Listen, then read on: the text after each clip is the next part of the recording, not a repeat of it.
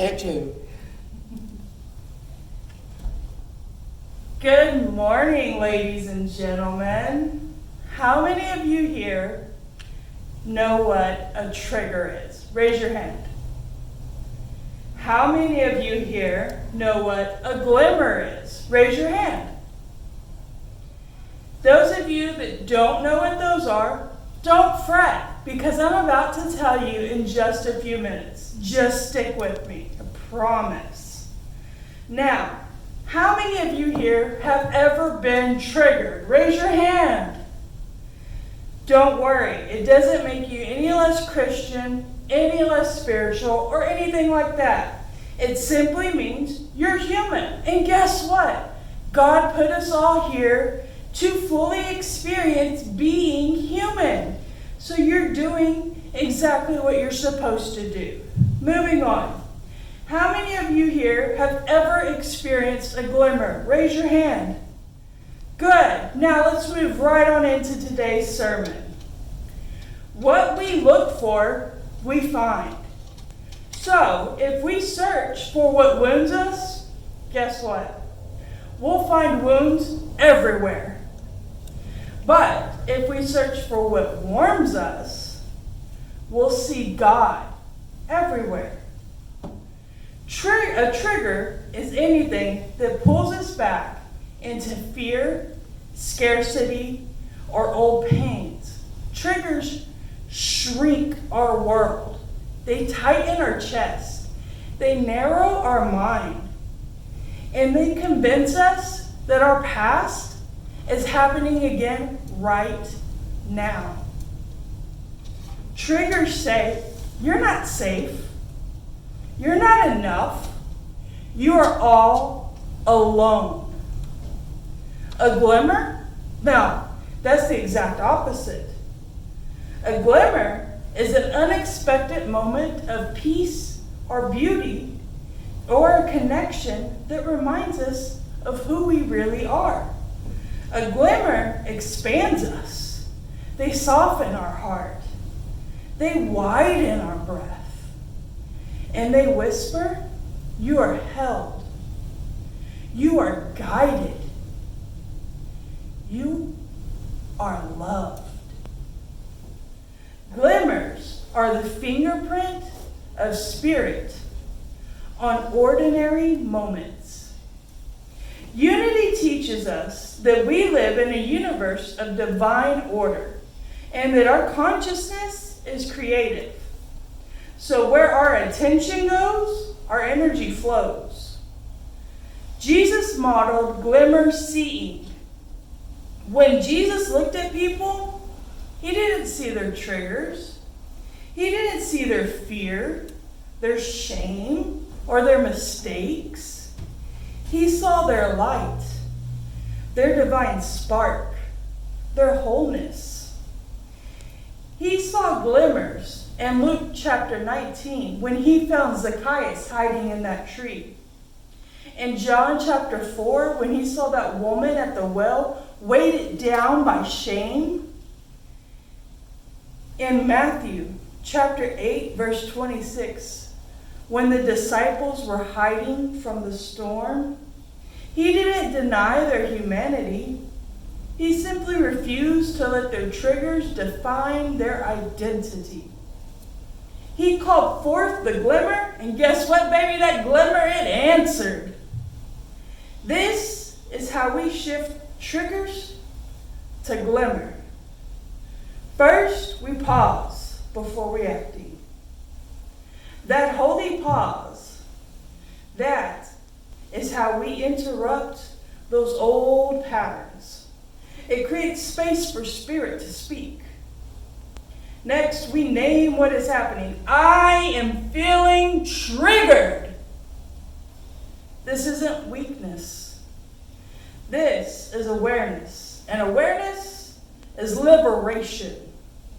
Then, we redirect the attention and we ask, God, please show me the glimmer in this moment.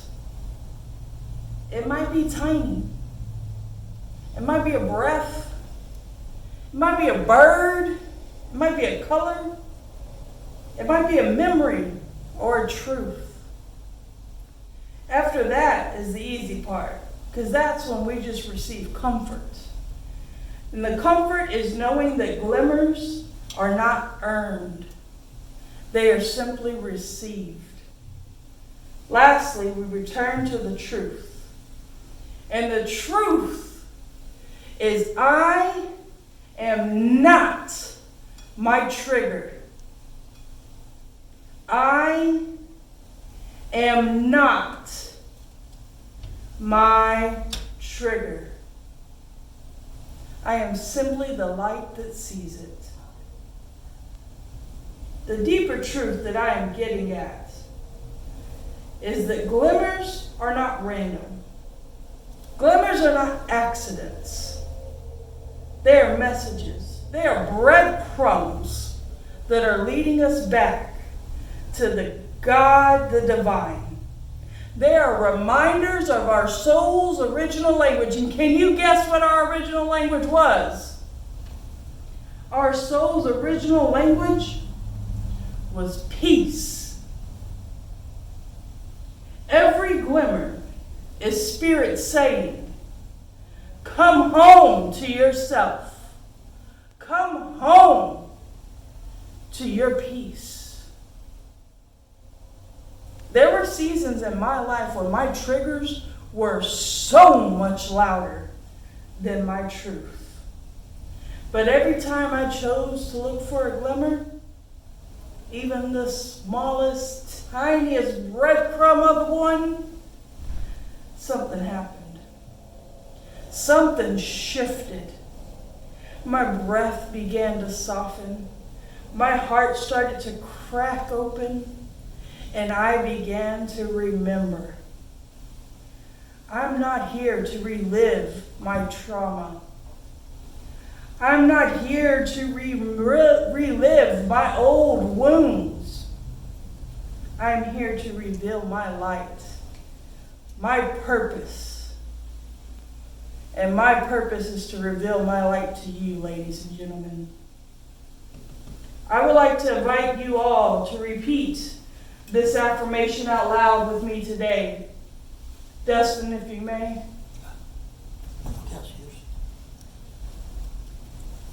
Today, I choose glimmers over triggers. I choose presence over panic. I choose spirit over fear.